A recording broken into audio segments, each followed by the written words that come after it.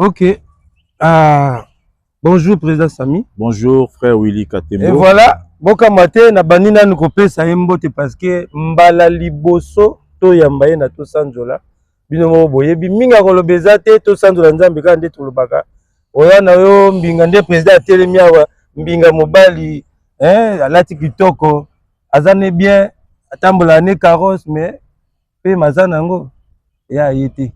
Donc ndingo landa biswana partout ozali soko zo pema singelo sanzola kanzambe po mokolo pema wana ana bezoka ya masanzoli na yo nde sepesaka yeba ko pesa merci na moto azo peso pema parce que ngombe kuto yebi kolo na ye mais comment yo moto ozo tambola na une partie ya nzambe souffle de vie wa noza nango bima kozonga katongo tout ça là. Une émission d'adoration et de louange, une émission socio-culturelle consacrée à la culture chrétienne. Ce concept est pour vous, serviteurs de Dieu. To Sanzola Nzambe. Tapez sur YouTube groupe Paradoxe Service pour suivre votre émission. Voilà, Tozawana Ponabino. Boyi Masolo Utaye Koleka, Tobetana président. Et logo Penda Toye Komona président, Masolo To Daraba. Je crois que Aza surpris. Au cas où on Tokuta Naya, To Solola, tout ça là.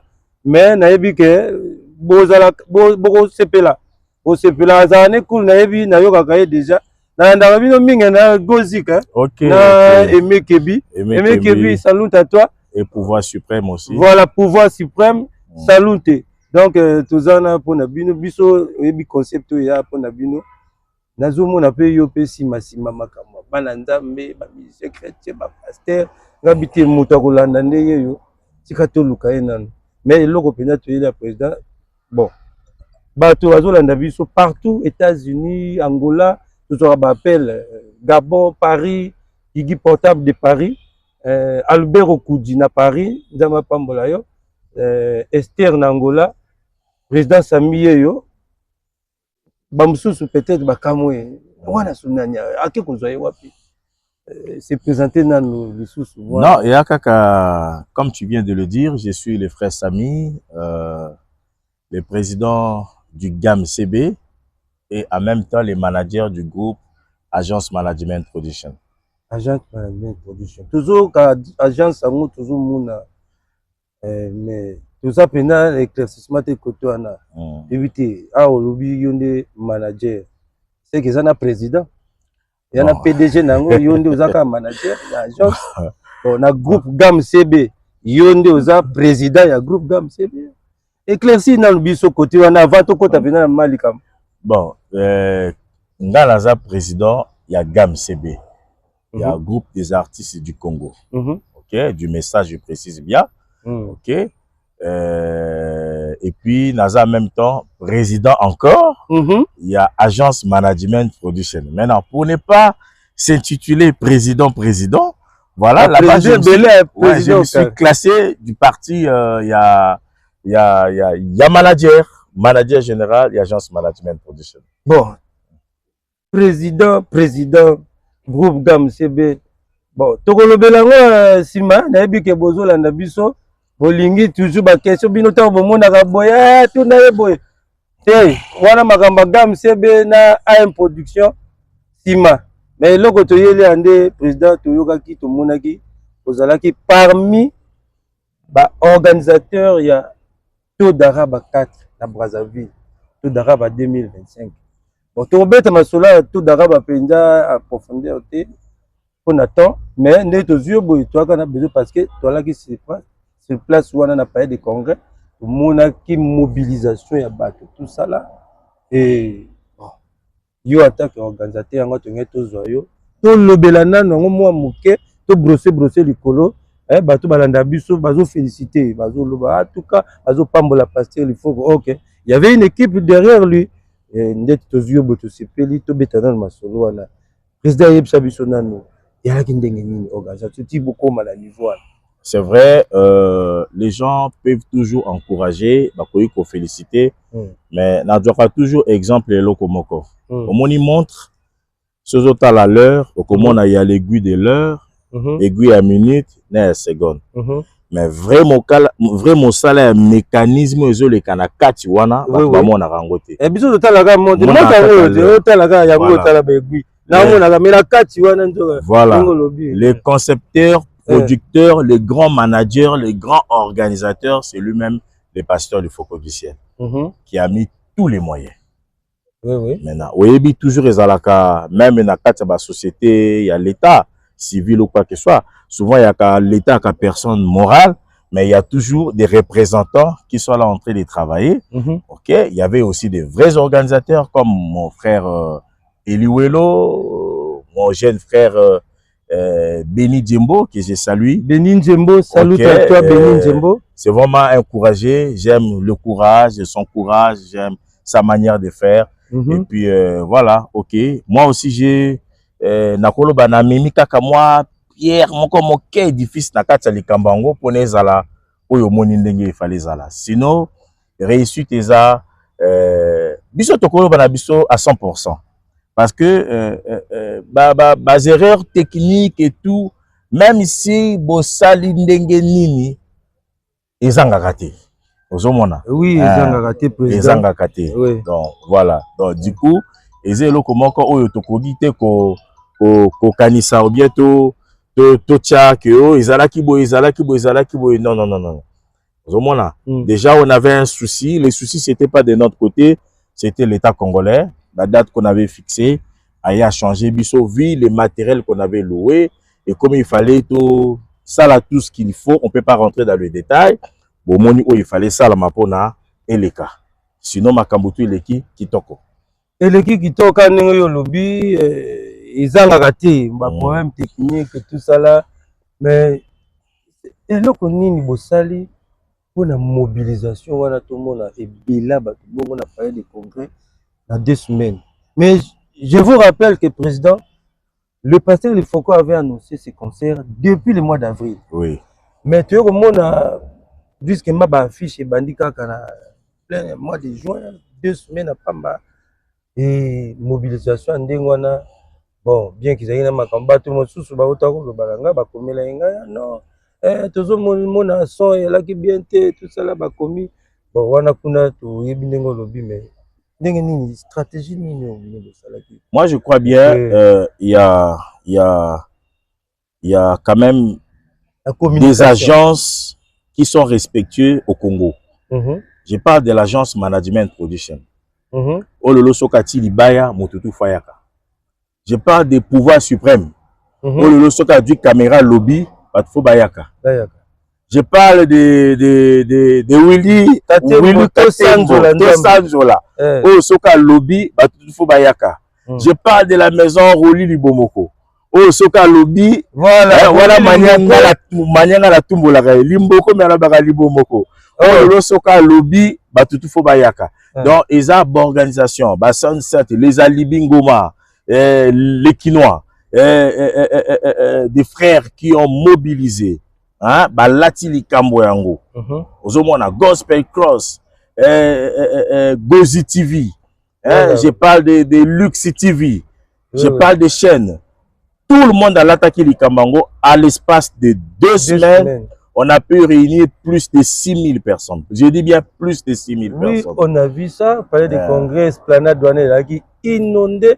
Et à côté du Kambango, les vidéos, les images sont là. La groupe Paradoxe, voilà. Tout ça, de l'Andambe. Concept à Bino Bolingaka, Bozo, Monango déjà.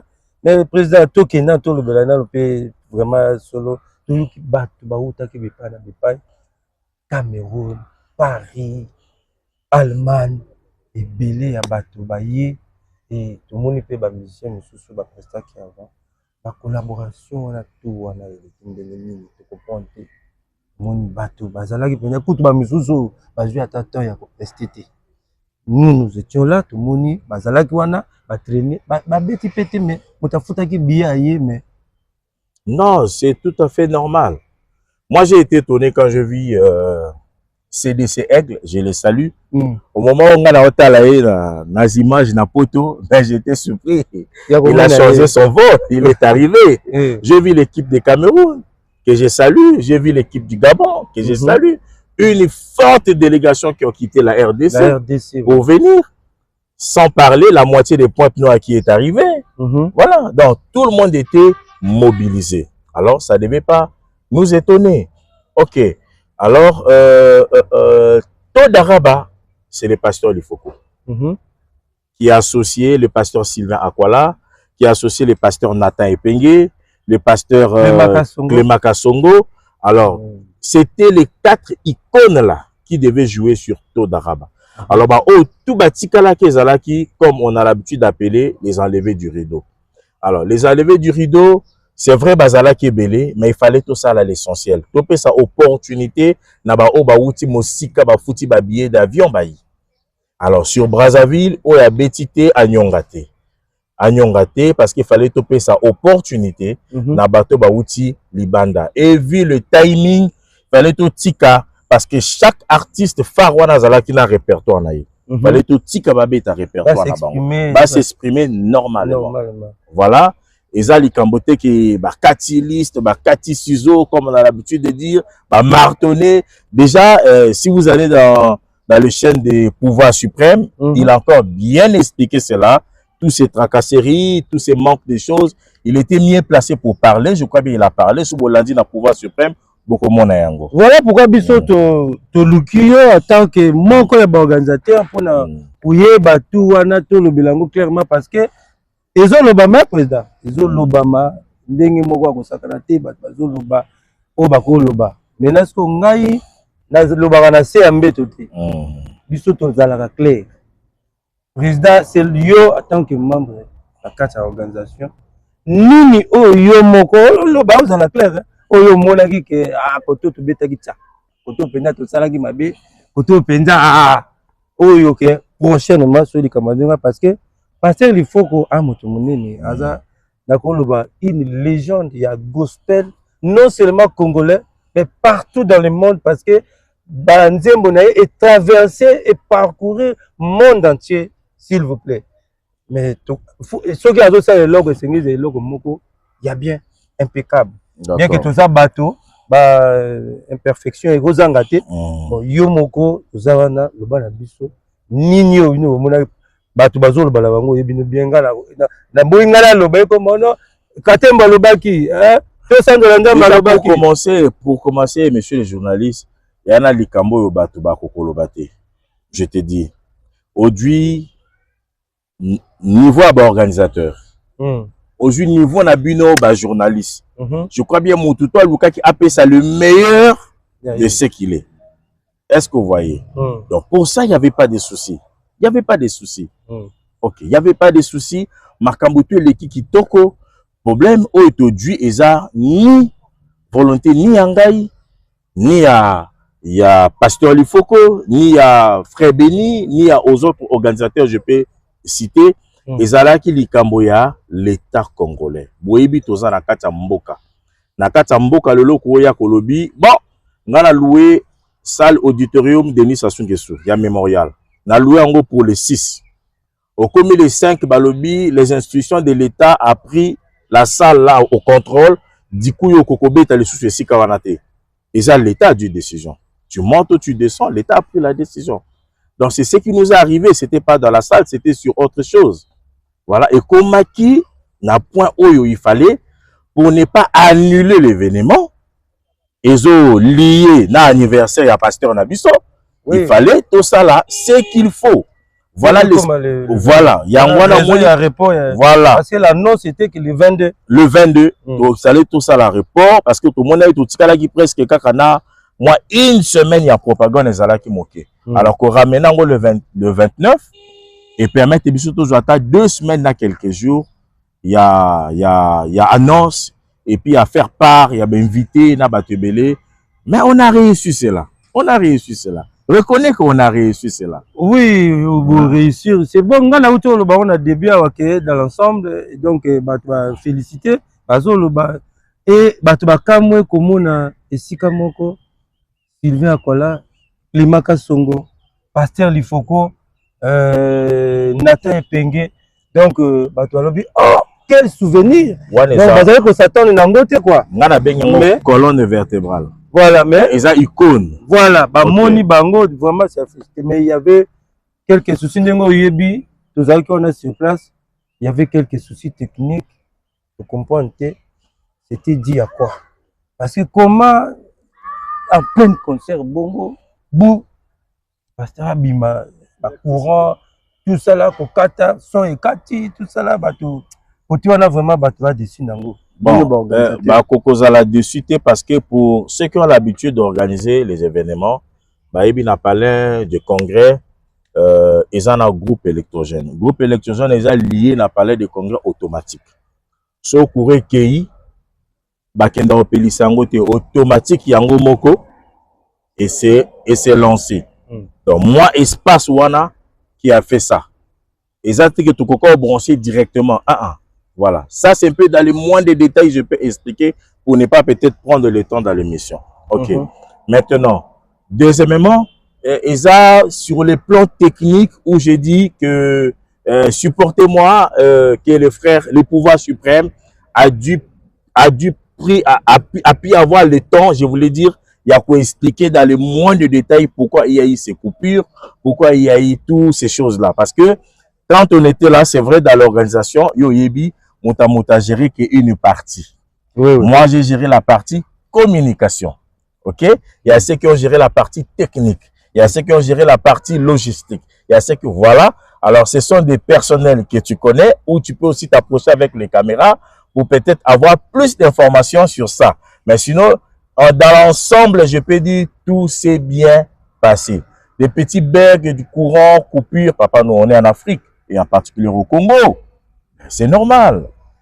Ok, bino mo boyoki ngai batute ngai alobaka mingi te président Zawana boyoki ye to brosser moi muke kaka parce que les événements moko historique hein non seulement awa batu bazali kolanda partout babengi biso batu bazalaki ba délégation eyakaki batu bazali kozela ba image et ba plainte wana batuni mais c'est quoi biso to sali effort ya komemela bino président Sami na to sandola nzambe pour to sandola nzambe zana pona bino si ya ko discuter to ko discuter et voilà les événements mukete tozo lobela et puis les muta mukete oyo sala événement ngo et puis bato mikete mutu bazala kuna bato lokwa ba Sylvain Akwala ba Clément Kasongo ba Nata Epenge eza bato mikete to yebi na monde un message et président moi j'ai l'impression c'est comme si bino na monde un message c'est comme si bo kanga ba musicien au kende bo vanisa bango ka bazalaka ya bino. Non, si tu as suivi ma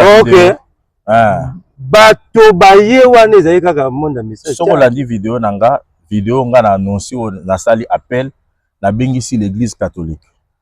Na bengisi l'église évangéliste. Na bengisi des groupes de prière. On a déposé les invitations à Rehoboth chez le pasteur Ndeke. On a déposé l'invitation aussi ici chez le pasteur Jabrino Itoa. On a déposé les invitations dans des groupes de prière. On a déposé là-bas, il n'y avait pas seulement les gens du message.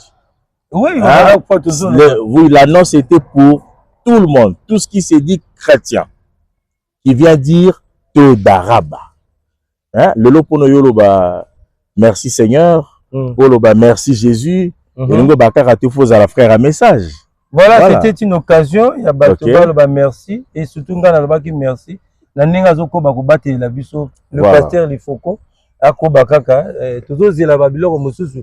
Je crois que la bibliothèque est une nécessité ma inspiration est allée toujours et puis à Kalayangola toujours savourer toujours continuer à savourer encore vraiment nzambe apambola bino na amen oyo tout eleki et to combina suka président mais bon za calme na kotika la bino parce que to lobaka nde tozawa télé za radio te nde ko na biso lobaka télé za radio te ba image ezali to kotika bino bolanda ba image ce qui président tokomo kabana wande tozo kabana to tika bino na ba image pour mon ambiance malgré courant et cueilli les bateaux batomboli ba torche batomboli donc et la kinde ba téléphone et tombwami donc bato ba komi ko yemba ba zela kaka ba pelesi ba lumière ba zela kaka ti so ebonga et le pasteur était là azozela vraiment nzamba pambola bande ko na biso tout to komoki na suka to boyi to kota na ba détail ba makambo ebele ndingo lobi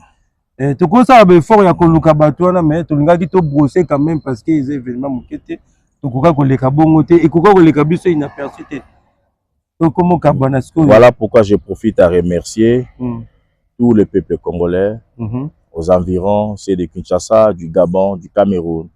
Et Naba Obawuti Poto, par-ci par-là.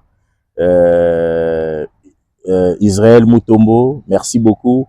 Na Oto Sali, les organisateurs, et les artistes qui ont chanté, je le dis, merci beaucoup. Pasteur, il faut qu'Abibabo Sanate à Todaraba 5. Et à Kanasimawa, et à Moussika. Voilà. Bo bandada ko sa l'économie, bo préparer ba billet na bino tokende. Et à Moussika 5 na Angola. Todaraba 5, on se voit dans Todaraba 5. Ba président Théo Zalaka bongo comme lobaki. Ba président Théo date e banaka ngo kaka parce que Zalaka ezalaka jumelé na date anniversaire à pasteur. Voilà. Normalement quoi il y a le 22 juin. Oui, ezalaka souvent le 21, le 22, voilà la date on a toujours ce quoi dimanche mako basta lango na date wana. Donc et bani nango et encore une fois dans le compte de l'agence Management Production, c'est 6 juillet toute équipe de l'agence Management et les artistes toujours se retrouver dans Ilimbamo. Une journée de louange et d'adoration dans Rocher Tabernacle du pasteur Loïc. Président Loïc. Yo Lukaraka Mindondo, la fois passée, Mimi Batuno yo. Au commission il mamu président. Visibilité. Pour les amaïs, Tovokacha bien. Tovokacha bien, Makamboteza bien, l'organisation est bien préparée. Déjà, on va. Il y a une forte délégation. Dès samedi, nous sommes là-bas. Et dimanche. Makambo beleza kolobela président côté wana en tout cas tu éviter parce que ils ont l'obama tu éviter ceux qui na simana yo kuna parce que bambongo wana tu éviter bambongo ezabé ngala yebi que tana aussi ça na enveloppe na ngai eso abinote bambongo il mbamu pe ezozela ngai donc nzamba pesaka nana le 6 juillet nana batu na camp neti ba frère Roli bato ba pesaka nzambe sa kotala apesa nzambe sa kotala ba pasteur Bertrand apesa nzambe sa kotala biso kaka toyebi ke une main noire ezali ozi motineti vie il faut apesa nzambe sa kotala. Donc voilà OK no même 20 personnes la fois passée on mis 25 personnes na toyebi te eloko nini vraiment au juste yo zo.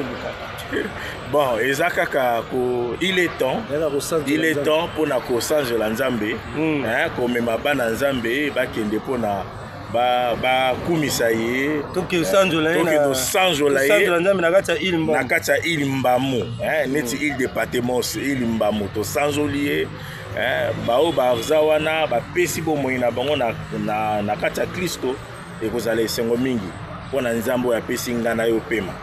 Voilà, tout le monde tokosolola na yo ba émission koyaka ba relation na yo na bato mosusu nde toyokaka tout ça là mais toi tu n'es pas au courant. Oui. C'est 20 juillet. Na showbiz. Ah, muninga nanga, wana muninga nanga. Patrice Mobiaï. Voilà. Le 20 juillet. Tant on le bien on va la se rappeler. Je serai là. Patrice Mobiaï donc salut à toi, merci. Au moins, il icône mususo biso to sala lokola to bomba bango na nu to sala bangwana Patrice Mobiaï. Voilà frère nanga ya yebitinde na zoloba. Vraiment salut à toi. Boyaka ebele, c'est 20 juillet na showbiz. Carrière naé à 20 ans. Boyako yoka, boyako adoré et kozale loka bien. La lingi to kota kona to buka yango to bima bazanga place à Ochabato. Moi-même je serai là. Bazanga place à Ochabato. L'agence Management sera là. Je confirme. Est-ce que les musiciens gamme CD déjà bakozala. On sera là, c'est-à-dire avec les musiciens, avec les artistes. Entrer en libre. Entrer à payer on va faut là. $200. Wana mbonga maïti. $200. Boyoki bino moko et puis bon total pona bandeko bazangi $20 et quand pesi $20 wana bao bazangi $20 ambongo na kin ba futaka taxi. OK. Et voilà, merci beaucoup président Boyoki Binomoko. Information en Guana showbiz. Patrice Mobiaï 20 ans de carrière naïe à OCP là. Aujourd'hui déjà programme président date le 20 juillet. Le 20 juillet. Donc le 20 juillet au Bongama. Sogwan mbongo na yo pour mezate président Zawana benga biso pe ba numéro Zawana na yo ke information na ngina participer na zala oyoka banzemba Patrice Mubiayi oyebi nini esala yo nini esepesa yo nini benga loba yango wana ozomona ba vidéo et voilà tokomi na suka merci na bino bopesa biso confiance biso pe tozana na pona bino talaka tozaka sima basai na nzambe ne tolobaka tosanzola nzambe eza victime na bango tosanzola nzambe eza pona bango nalobaka nyonso aza na pema eza ngai te moi je suis pas responsable ya ngate muna komango moto ye moko apesa opema wana soko ozopema yeba kosanzola nzambe ndeti le 6 juillet soko kolingolanda biso ufuti bien na yo yana problème te oye okomisa nzambe epa ya pasteur na showbiz te na 6 juillet na ilimbamu oyo aza na posa yaka le transport est assuré hein? Le transport est assuré, il y a un moyen de transport, boîte ou na bus et zawana et un moteur, oui, comme près de 40 personnes. Aller comme retour dimanche, donc appelé par le numéro qui sera affiché, dimanche na Tongo. Et dans l'église samedi. Biso, non, samedi, délégation au Kende pour installer matériel, mais venez dimanche. Dimanche na Tongo de 8h30. Bon, bah, on va traverser la première pirogue. Na 8h30, plus tard 15h, tout ici. Et pas pasteur Loïc Moyen. Pasteur Loïc Moyen, donc tu en as besoin d'expliquer biso. Il n'y a pas de problème. Cet événement. Merci. Vraiment, salut à Binonio Sobolanda, biso partout. Na Angola, Gabon, Cameroun, États-Unis d'Amérique, Paris. Vraiment, tout le monde merci. Donc on a biso, Yoalanda, biso Mingi, Bengaka biso, Albert Okudi, Nzamba Pambola yo. Vraiment, maison Rolé Limboko, tu beau sanité, tu as Rolé à Leli. Leli à l'obia, logo nanga, ngavité, tout ça dans un bizarre, on a battu tout. Logo nae, Rosa, Ezanango, donc maison Rolé Limboko, donc yé perdo sungabiso mingi. Vraiment. Et ce que vous voyez, il y a journée mingi, il y a adoration, louange, maison Rolé Zawana, et puis toujours agence management de production. Le président est là. Et voilà, tout ça, on a toujours pour nous accompagner. Bana nzambe o bana badon bana makabo ya koyemba toujours bimisa. Donc il faut kaka ko sala ko tia bata boye sengeye eza bato na minute onde ya kobwaka ba fleur ya ko tia bango maboko oke tokende totambola. Tolingi penda gospel congolais pe et mata et kende liboso il souci na biso yango na partout aux alliés vraiment nzamba pambola yo tokutani. Vidéo yango na totikeli bino. Ciao. Merci, Président. Merci, merci.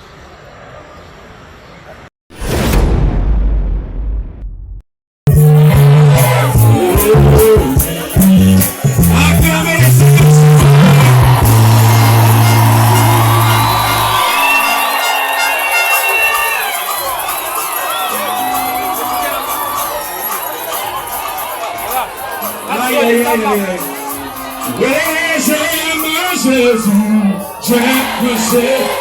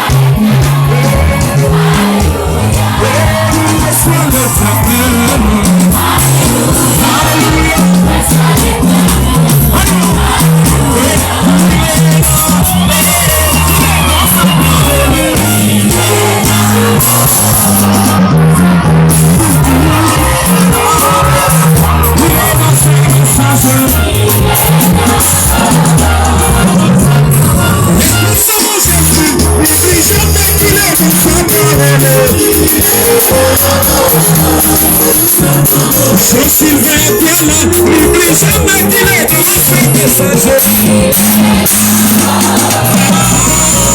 Oh,